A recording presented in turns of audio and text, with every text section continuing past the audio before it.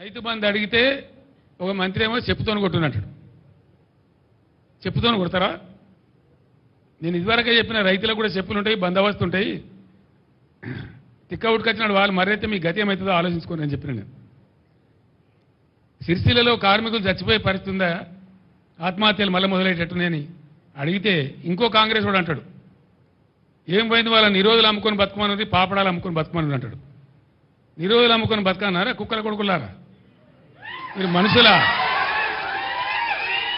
మీరు లక్షలాదిగా ఉండేటువంటి చేనేత కార్మికుల మనోభావాలు దెబ్బతీస్తారా? మీరు ఇస్తే ఇచ్చిండ్రు, పీక్తే బీకిండ్రు, ఇవ్వకపోతే శాత కాకపోతే ఇవ్వకుండా. కానీ నిరోధులు అమ్ముకొని బతుకుండ్రి, పాపడాలు అమ్ముకొని బతుకున్నట్టు వాళ్ళు మనుషుల్లా కనబడతలేరా? గర్జిస్తారు బిడ్డ, చేనేత కార్మికులే ఇలా పులులే గర్జిస్తారు, మిమ్మల్ని తరిమి కొడతారు, జాగ్రత్త అని చెప్పి నేను హెచ్చరిస్తా ఉన్నా. ఇంకేం మాట్లాడతారు? చేనేత కార్మికులంటే మొన్నటిదాకా దొబ్బి తిన్నారట. దొబ్బి తిన్నారా? దొంగనా కొడుకులారా? దొబ్బి తిన్నారా? మీరు కొత్త పీకి పడగొట్టింది ఏమీ లేదు, మీతో కాదు. మీ ప్రభుత్వమే లత్కోర్ల ప్రభుత్వం ఉన్నది. అడ్డమైన మాటలు మాట్లాడి మీరు 1.8% ఓట్లు ఎక్కువ వచ్చి మీరు గెలిచినారు మాకంటే. మేమేం రౌట్ కాలే, ప్రధాన ప్రతిపక్షంగా ఉన్నాం. మాకు 37% ఓట్లు వచ్చినాయి, మీకు 38.9% ఓట్లు వచ్చినాయి అంతే. 38.8%. జస్ట్ 1.8% ఓట్లు మీకు వచ్చినాయి ఎక్కువ. ఎందువల్ల? మీ లత్కోరు వాగ్దానాల వల్ల. ఇంకా ఇప్పుడు కూడా ఆ పిచ్చికాలలో ఉన్నాయి వాళ్ళు. అందులో మన ఇంటికి దొరుకుతుందేమో, తోక దొరుకుతుందేమో, గుట్ట గడతామేమో అనే ఉద్దేశంతో ఓ పిచ్చి విఫల ప్రయత్నంలో ఉన్నారు తప్ప రైతాంగాన్ని ఆదుకోవాలి, మంచినీళ్ళకి బాధ వస్తుంది, రైతులను కాపాడాలని ఆలోచన చేయలే. వృధాగా పారే నీళ్లను ఒక చిల్లర కుట్ర మనసులో పెట్టుకొని వదిలిపెట్టింది కాబట్టి పోయింది. ఇప్పుడు కూడా పొద్దున నేను మగ్దుంపూర్లో మాట్లాడినా, ఈ దద్దనలకు చేత కాకపోతే 50,000 మంది రైతులు నెంబడేసుకొని వీళ్ళని పండబెట్టి తొక్కుకుంటూ పోయి మేడిగడ్డ కాడ కుర్చేసుకొని కూర్చొని నేను నింపుతా మళ్ళీ ఇవన్నీ రంది పడకుండా అని చెప్పిన నేను. మేము ఊరికే గైడే చేతులు ముడుచుకొని లేం, ఉండం కూడా. ఇవన్నీ అవకాశాలు ఉండంగా వీటిని పక్కన పెట్టి ఏదో మెరమెచ్చకాలు చెప్పి, రోజుకో స్టంటు కొట్టి కథ చెప్పి, కాకరకాయ తోకరకాయ మాటలు చెప్పి, అన్ని కాయగూరుకుడు మాటలు మాట్లాడి ఇదా రాజ్యం నడిపే పరిస్థితి. ప్రజలు లేరు, వాళ్ళ బాధలు లేరు, యాదవులు లేరు, దళితులు లేరు, ఓవర్సీస్ స్కాలర్షిప్ లేదు, మంచినీళ్ళు లేవు, సాగునీళ్ళు లేవు. అన్నిటిని మించి సిగ్గుపడాల్సిన విషయం ఏంటంటే హైదరాబాద్లో మొత్తం రాష్ట్ర వ్యాప్తంగా పేదలందరి ఇళ్లలో నల్లా ఉండాలనేటువంటి ఒక అద్భుతమైనటువంటి ఆలోచనతో ₹1 ఒకటంటే ₹1 మీ ఇందిరమ్మ రాజ్యంలో, మీ కాంగ్రెస్ రాజ్యంలో మీ ముండమోకాలకు ఎన్నడూ ఇయ్యలే మీరు. మేము పేదల కోసం అని చెప్పి ₹1 నల్లా ఇచ్చి రాష్ట్ర వ్యాప్తంగా కూడా ప్రతి ఇంట్లో నల్లా పెట్టించినాం. పిఎస్పీలు అంటే పబ్లిక్ స్టాండ్ పోస్టులు రోడ్ల మీద లేకుండా చేసినాం. బిందెలు కనబడకుండా చేసినాం రాష్ట్రంలో. ఇలా మళ్ళీ బిందెలు ఎందుకు వస్తున్నాయి? 9 ఏళ్ళు నడిచిన కరెంటు నడిపే తెలివి లేదు మీకు.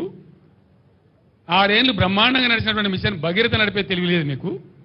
నడిచినాయే కదా, వాటికేం రోగం వచ్చింది?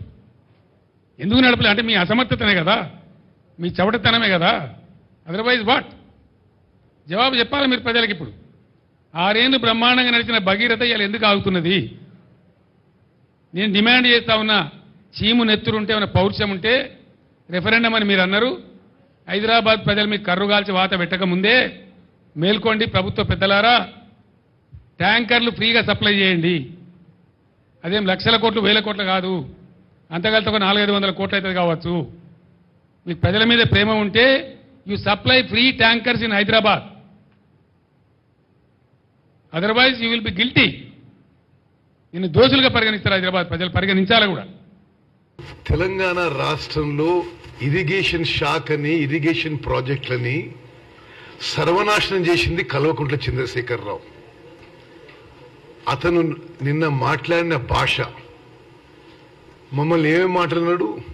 లత్కోర్లమట, రండలమట, మరి ఇంకేమేమి మాటలు? చవటలమట, దద్దమ్మలట. చంద్రశేఖరరావు, మేమేమి దొంగ పాస్పోర్ట్లు అమ్మి రాజకీయాలకు రాలే. ఒక గొప్ప చరిత్రతో రాజకీయాలు వచ్చినాం. ఉన్న బాధ్యతలని నిజాయితీగా, కమిట్మెంట్, సిన్సియారిటీతో చేస్తున్నాం. నీలాగా కాంట్రాక్టర్ల కమిషన్ బ్రోకర్గా పనిచేయలే ఇరిగేషన్ సెక్టర్లో.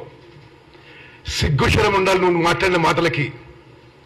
ఈ రాష్ట్రంలో నేను అంటున్న మాటలు ఇవి, ఇది రాజకీయ విమర్శలు కాదు, ఇది వాస్తవాలు. ఈ రాష్ట్రంలో కృష్ణా జలాలు కానీ గోదావరి జలాల్లో కాంట్రాక్టర్ల కమిషన్ల కోసం కాంట్రాక్టర్ల బ్రోకర్లా పనిచేసి ఈరోజు ఈ పరిస్థితి వచ్చిందంటే నువ్వే కారణం. రైతుల పంటలు కొన్ని చోట్ల ఎండిపోవడం ఇది చాలా బాధాకరమైన విషయం. మా ప్రభుత్వం డిసెంబర్ నెలలో వచ్చి అప్పటికే వర్షాకాలం పూర్తయిపోయి అప్పుడున్న నీళ్లతో ఏ విధంగా ఈ రాష్ట్రాన్ని ఈ ప్రజలకి మేలు చేయాలనే చిత్తశుద్ధి, కమిట్మెంట్, సిన్సియారిటీ, నిజాయితీతో ముందుకు పోతున్నాము. వర్షాకాలంలో నువ్వు ముఖ్యమంత్రి, వర్షాకాలం అయిపోయినాక నీళ్లు తగ్గిపోయినాక మేము అధికారంలోకి వస్తే అడ్డగోలుగా నీ మాటలు జనం నిన్ను బొంద పెడతారు. నువ్వు తొక్కుకుంటూ పోతున్నట్టు అట. ఈ ఎన్నికల్లో నిన్ను నీ పార్టీని బొంద పెడతారు. ఈ ఎన్నికల తర్వాత మీ మనుగడే ఉండదు. మరి పొలిటికల్ నర్వస్నెస్సా, డిప్రెషనా, ఫ్రస్ట్రేషనా? ఎవరు లక్కోరు, ఎవరు రండా? ఈ రాష్ట్రాన్ని అమ్మినాడు. కాంట్రాక్టర్లకి, ఈ బ్రోకరేజ్ కి కమిషన్ల కోసం అమ్మినాడు. రండా బ్రోకరు, జోకరు.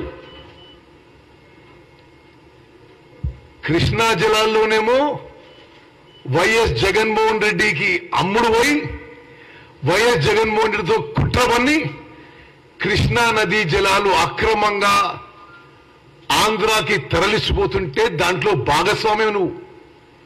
ఈరోజు ఉమ్మడి మహబూబ్ నగర్, ఉమ్మడి నల్గొండ, ఉమ్మడి ఖమ్మంలో నీటి సమస్య వచ్చిందంటే కేసీఆరే కారణము. నేను శాసనసభలో అంకెలతో సహా చెప్పడం జరిగింది.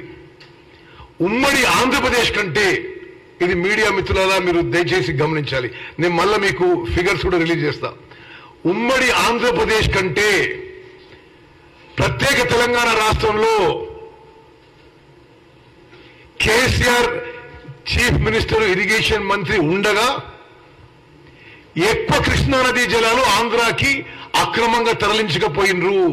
నేను year on year figures release చేసిన శాసనసభలో ఎదురెదురు మాట్లాడడానికి దమ్ము లేదు నీకు. సుదీర్ఘ చర్చ పెట్టినావు, ఇంట్లో పోయి దాచుకున్నావు ఆ రోజు. ఇప్పుడు ఏదో నీ పార్టీలో పెట్టుకొని అడ్డగోలుగా మాట్లాడుతున్నావు నువ్వు. మళ్ళీ చెప్తున్నా, కృష్ణా నదీ జలాలు అక్రమంగా ఆంధ్రాకి తరలించడానికి కేసీఆర్ కారణం. జగన్మోహన్ రెడ్డితో 2-3 సార్లు నువ్వు ఏకాంత చర్చలు జరిపి హలై బలై చేసుకొని విందుల విలాసాలతో ఉంటూ మీరు ఇప్పుడు ఈరోజు ఇబ్బందికర పరిస్థితుల్లో ఈ ప్రభుత్వం ఇంతకంటే దుర్మార్గం, నీచమైన ఇంకో విషయం ఉండదు.